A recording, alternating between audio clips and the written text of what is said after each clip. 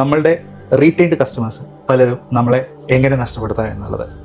Retained customers ഉണ്ടല്ലോ നമുക്ക് ഇവിടെ, കാലക്രമേണ നമ്മൾ ഗ്രോ ചെയ്യുന്നുണ്ട് അല്ലേ?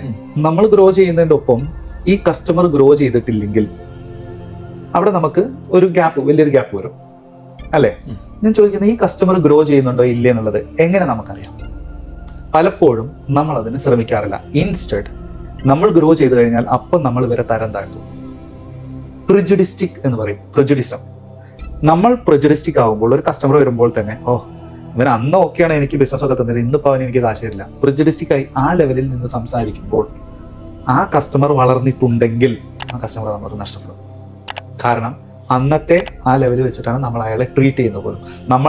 നമ്മൾ തുടങ്ങുന്ന സമയത്ത് അയാൾ ആരൊക്കെയോ ആയിരുന്നു, ഇന്നിപ്പോൾ അയാളാണോ അല്ലേന്ന് അറിയില്ല. പക്ഷെ നമ്മൾ അന്ന് കണ്ട ആളെയാണ് ഇപ്പോഴും ആ കണ്ണിലൂടെയാണ് നമ്മൾ കാണുന്നതെങ്കിൽ അവിടെ ഇഷ്യൂസ് വരും. ഇപ്പോൾ റീസെൻ്റ്ലി എനിക്ക് പല കാര്യങ്ങളും എൻ്റെ ലൈഫിൽ, എൻ്റെ ബിസിനസ് പ്രൊഫഷണൽ ലൈഫിൽ അത്ഭുതം എന്ന് പറയുന്ന പല കാര്യങ്ങളും നടന്നിട്ടുണ്ട്. എൻ്റെ നല്ല റിച്ച് ആയിട്ടുള്ള ക്ലയൻ്റ് ആണ്. പക്ഷേ ബിസിനസ്സിൽ ആൾ പഠിച്ചു വെച്ചിരിക്കുന്നത് നമ്മൾ പർച്ചേസിങ് പവർ കൂട്ടുക എന്ന് പറയുന്നത് പ്രൈസ് പരമാവധി കുറയ്ക്കുക എന്നുള്ളതാണല്ലോ.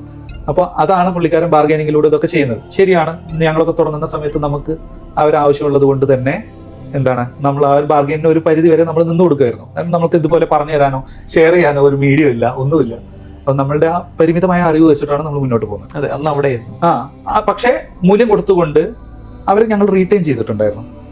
കഴിഞ്ഞ ഒരു 2 മാസം മുന്നേ അദ്ദേഹത്തിന്റെ ഒരു പ്രൊജക്ട്, ഒരു സപ്പോർട്ട് കൊടുക്കാൻ നേരത്ത് ഞാൻ പറഞ്ഞ പൈസ വിതിൻ 1 hour പുള്ളിക്കാരൻ ഇട്ടു തന്നു.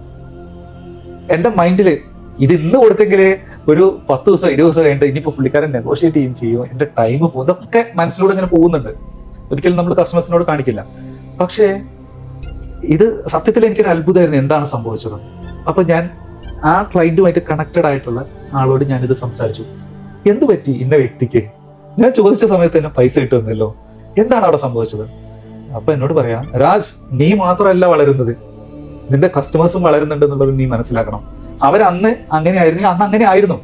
ഇന്നിപ്പോൾ അവര് റിയലൈസ് ചെയ്തു, ഞാൻ അങ്ങനെ പിശുക്കി ആളുകൾ, അത്തരത്തിൽ വില കുറച്ചിട്ടുള്ള ആളുകളെ കൊണ്ട് കാര്യങ്ങൾ ചെയ്യിപ്പിച്ചു കഴിഞ്ഞാൽ എന്റെ ബിസിനസ് ഗ്രോ ചെയ്യില്ല എന്നുള്ളത് അദ്ദേഹം തിരിച്ചറിഞ്ഞെടുത്ത് അദ്ദേഹം റിലയബിൾ പേഴ്സൺസിനെ തിരയാൻ തുടങ്ങി. ആ റിലയബിൾ പേഴ്സൺസിന് കൊടുക്കേണ്ട പൈസ എത്രയാണോ അത് അദ്ദേഹം അപ്പം തന്നെ കൊടുക്കുമ്പോൾ അവർ ഹാപ്പി ആവുന്നുള്ളതും ഞാനുമായിട്ട് കണക്റ്റഡ് ആവുന്നുള്ളതും അദ്ദേഹത്തിന് അറിയാവുന്നതുകൊണ്ട് ഇന്നിപ്പോൾ അദ്ദേഹം ആ ബാർഗൈനിങ് ഇല്ല, അദ്ദേഹം ഗ്രോ ചെയ്തു.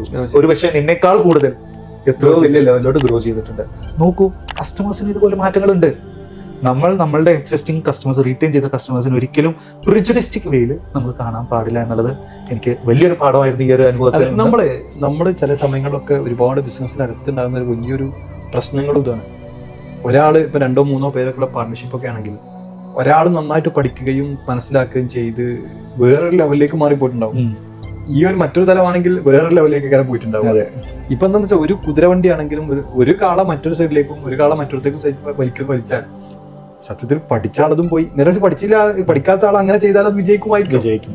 അത് വിജയിക്കാൻ ഒരുപാട് സാധ്യതകളുണ്ട്. കാരണം അദ്ദേഹത്തിന്റെ ഐഡിയ അതാണ്. അപ്പൊ ശരിക്കും ഗ്രോ ചെയ്യുകയാണെങ്കിലും താഴേക്ക് പോവുകയാണെങ്കിലും ഒക്കെ കൂടെയുള്ളവരെങ്കിലും ഒന്ന് ശ്രദ്ധിക്കണം. അപകടം എന്താന്ന് വെച്ചാൽ 2 തലത്തിലേക്ക് പോകുന്ന കുതിരകളായിട്ട് മാറാൻ ചാൻസും ഉണ്ട്. എല്ലാവരും ശരിയാണല്ലോ, എല്ലാവരും ശരിയാണ്, ഞാൻ എല്ലാവരും ശരി തന്നെയാണെന്ന് ഉറച്ചു വിശ്വസിക്കുന്ന ആളാണ്. കാരണം അദ്ദേഹത്തിന് കിട്ടിയ ഒരു എക്സ്പീരിയൻസും അതേപോലെ മറ്റൊരാൾക്ക് കിട്ടില്ല എന്ന് നമുക്കറിയാം. അല്ലെങ്കിൽ അദ്ദേഹത്തിന് കിട്ടിയത് എനിക്ക് കിട്ടിയിട്ടില്ല, അവരുടെ അത് ശരിയായിരിക്കും, ആ എക്സ്പീരിയൻസ് വേറെയാണ്. അപ്പൊ ഇവിടെ ഇങ്ങനെ ഒരു പ്രോബ്ലം ഉണ്ടാവാൻ ചാൻസ് ഉണ്ട്. എന്ന പോലെ തന്നെ ഒരു ബിസിനസ് വളരുമ്പോൾ ആ ബിസിനസ്സിനകത്തുള്ള കസ്റ്റമേഴ്സും കൂടെ വളർത്തണം. അതെ, അവരെ സപ്പോർട്ട് ചെയ്യണം. തീർച്ചയായും അവരെ നിരന്തരമായി ചിലതൊക്കെ നമ്മൾ പഠിപ്പിച്ചുകൊണ്ടിരിക്കണം. സ്ഥിരമായി വരുന്ന ആളുകളല്ലേ, അവർക്ക് ഒരുപാട് ഐഡിയാസ് നമ്മൾ കൈമാറിക്കൊണ്ടിരിക്കണം. രാജു പറഞ്ഞത് വലിയ കാര്യമാണ്. ചിലതിപ്പോ നമ്മൾ ചിലപ്പോൾ ഇവിടെ വളരാതെ നിന്നാൽ ചിലപ്പോൾ കസ്റ്റമർ വളർന്നു പോകും. അതും അപകടമാണ്, അതും ഉണ്ടായിട്ടുണ്ട്, അതും അപകടമാണ്. അപ്പൊ ഇനി എന്ത് ചെയ്യണം? നിരന്തരം വളരുക എന്നുള്ളത് തന്നെയാണ് ഇതിന് സൊല്യൂഷൻ കേട്ടോ. അല്ലാതെ തളരുക എന്നുള്ളത് സൊല്യൂഷൻ അല്ല. തളരിൽ പൊളിയാനുള്ളതാണ്. നിരന്തരം നമ്മളുടെ കസ്റ്റമേഴ്സിന് വിവരങ്ങൾ കൊടുക്കുന്ന രീതിയിലും അവരെ വളർത്തുന്ന രീതിയിലും നമ്മുടെ കമ്പനി വളരണം.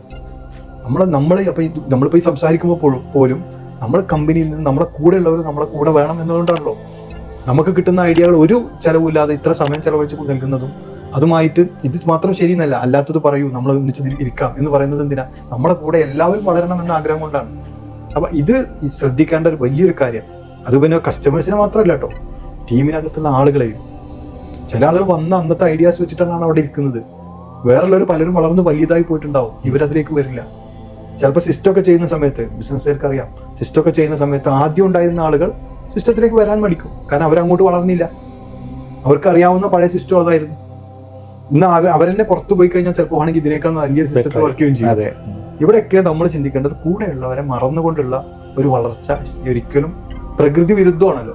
ഒരു മരത്തിന്റെ ഒരു കൊമ്പ് മാത്രം വളരുന്നു, സ്വാഭാവികമായിട്ട് ആ കൊമ്പ് പൊട്ടി താഴെ വീഴുക ചെയ്യാം.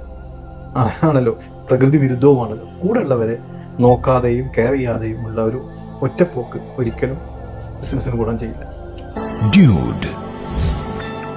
Dude telecom.